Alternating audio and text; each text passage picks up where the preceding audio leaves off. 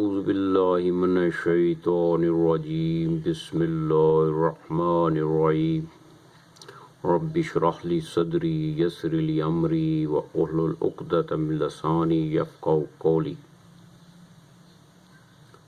رب ادخلنی مدخلا صدق واخرجنی مخرج صدق واجعل لی من لدنک سلطانا نصیرا۔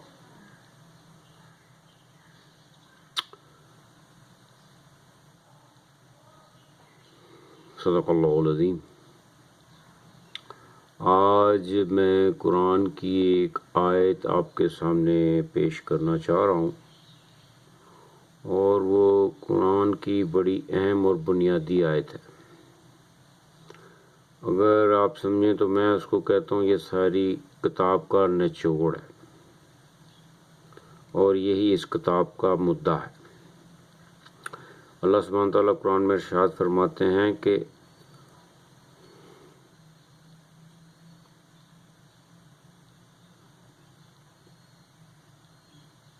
انما المؤمنون اخوۃ،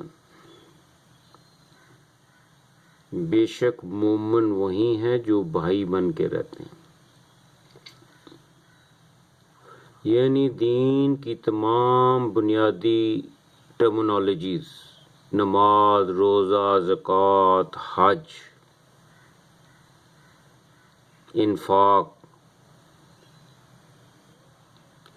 ان سب کے نتیجے میں اگر آپ کے اندر بردرہڈ، مومن ہوئے جو بھائی بن کے رہتے ہیں، انما المؤمنون اخوۃ، اگر آپ کے اندر بردرہڈ نہیں آئی، ایک دوسرے کے لیے بھائی چارے کا جذبہ پیدا نہیں ہوا، تو اس کا مطلب ہے ہم نے قرآن کے بنیادی نظریے کو نہیں سمجھا۔